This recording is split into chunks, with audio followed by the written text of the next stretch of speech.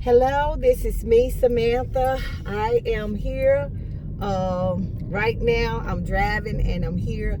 I want to tell you guys about the great news that I've heard from about credit acceptance. If you haven't been on my channel, Justice for TV with Roger Posky, I encourage you, please go on, like my channel, hit the notification button so that you can get the update on not only just credit acceptance. I'm going to go further and go and talk about other litigations that may help people like yourself. First of all, before I get into the great news, I want to talk about some of the comments that I have received from others. Yeah, I am driving. I'm driving my man's car. So anyway, I want to get to those who make comments about people, people who go up against credit acceptance. I went up under credit acceptance because I had been through a bad divorce. I knew it had affected my credit.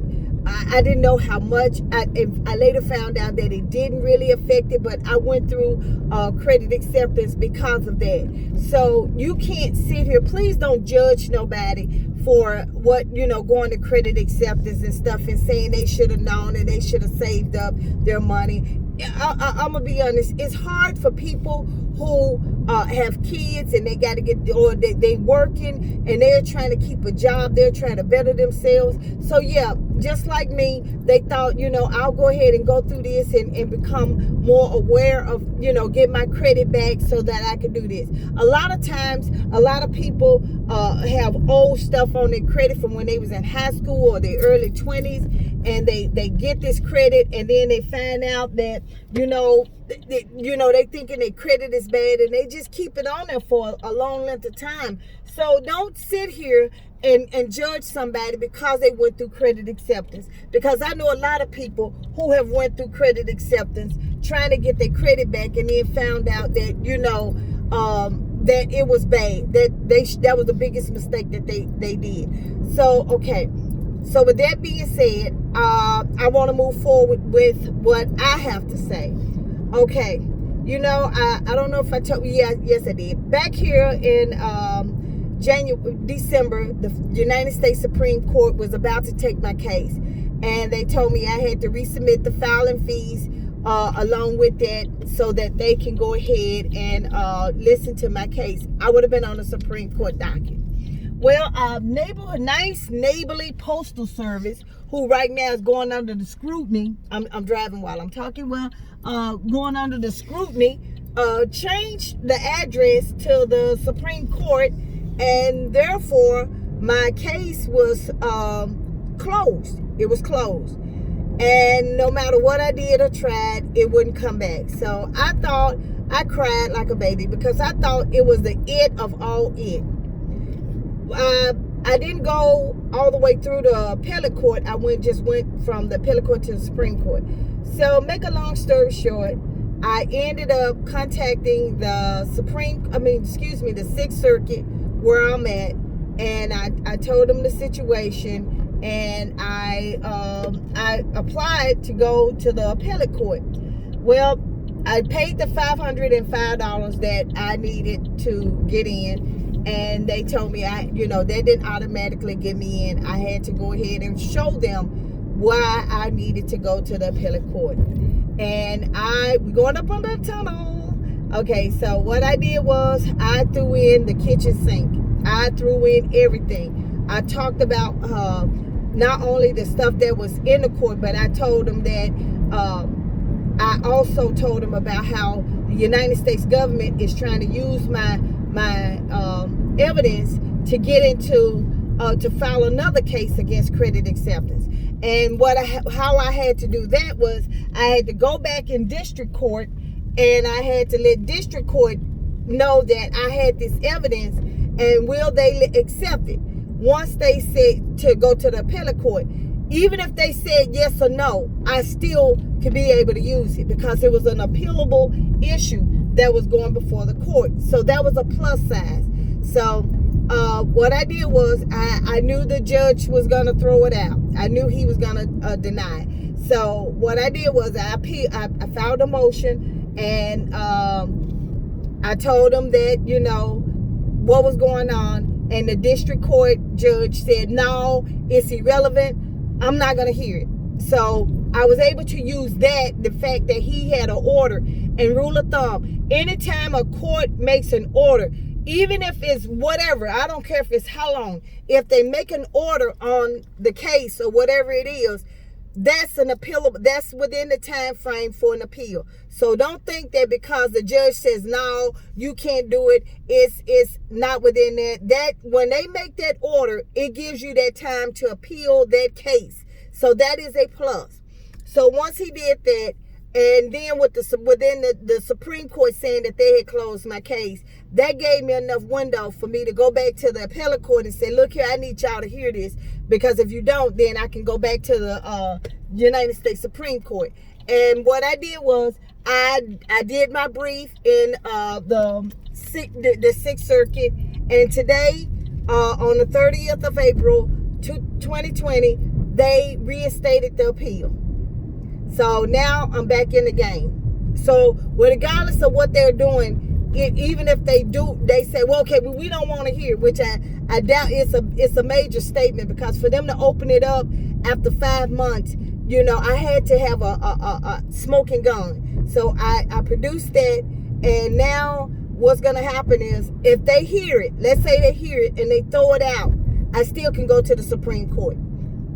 I still got that option to go back to the Supreme Court, but this time I know exactly what to do and how to do it to keep it from getting that way. So I'm happy about that. So people ask me, and I want to tell, they said, why are you fighting? Why are you fighting this hard? And why do you always ask for donations? Because me fighting hard, I've helped with my evidence alone. I have helped so many people get settlements. I've helped people get their case closed, have this removed off their credit. My fight is helping your fight, because my case is so strong and so overwhelming that the courts are trying their best. The federal judge, Stephanie Dawkins Davis, a judge in the appellate court, they're doing everything that they can to stop this case from going on against credit acceptance. And you got to realize, and this was published in a Judiciary Journal in Washington, D.C. Half of the federal judges in the district court and in the appellate court have stock in a lot of these companies that are before the courts. So yes, even though one may say this is a conflict of interest, the other one may still take it up, because keep in mind, they're they all work in cahoots. Judges work together. They do not, when you got corrupt judges that don't care, like Stephanie, she's a black Republican. She's a Trump appointed her back here in March of 2020. And my case stemmed from a lot of things that was going on. She failed to disclose a lot of stuff that the district court said there was, and the district court judge was appointed by Obama. So just because they're appointed by judges, they're appointed by the president, don't mean that they are upright. It just means that they was appointed by the president. So this is where you come into play. This is where you play an important part in credit acceptance downfall.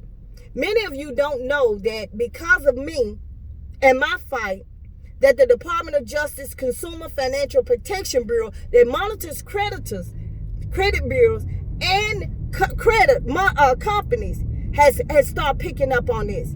See, y'all think that this is all about one person, but no, this one person makes a drop of a downfall. Because of that, others are gonna start taking. That's how Wells Fargo got caught. That's how Equifax got caught. All these companies, because somebody have to report them. But when you sit here and let them do all of this stuff that they do, and you don't say anything or you don't fight for it, this is why they go on for so long. Do I hate that I became a consumer for credit acceptance? Yeah, sure. But hey, I'm not finna let nobody mess up my credit, take my property, and then turn around and mess it up for me for years for me to get this off. It's hard to get off my credit. Then you want to turn around and you had sold me a bad car, and then you want to turn around and get the rest of my money for 5 or 6 more years. Because keep in mind now, even if they get a judgment from you and garnish you, they can charge interest on that money that they hadn't collected. So they can sit here and get a garnishment off of you. They can sit here and get a judgment off of you, and they could be $9,000, $9,000 at 20-some% annually, and then they let it sit there for 5 years. Think about how much money. But it'd be I say about 20, 25,000. Then they go to collect, cause see, they ain't got all of the money that they was gonna finance you through that vehicle. They got it off of you. Now you paying a car note. They get 25% of your money. So they can get up to $300, $400 or whatever it is that car note is. And while they're doing that, they steady making money, which is illegal. So this is where you come in. When you donate to me, and I thank all of you who donated to me, but when you donate to me, this is where your fight come in. This is what I do. This is what I do. I'm going to take these bastards down. Because I know if they did it to me, they did it to somebody else. They're doing it every day. Some of y'all have noticed that they're taking it off. They're taking off your credit. Because they know that I did enough work where somebody is paying attention. Somebody is paying attention.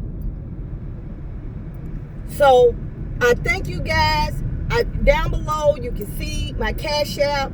Just all you got to say is credit acceptance or thank you, and I'll start writing your name down, and then when I do my videos I'll give you a shout out. But I want to give a special shout out for those of you who have donated to me, and I want to thank you. Some have donated 10, some have donated 100, some have donated $5. I had one lady that donated me $1, and she needed my help.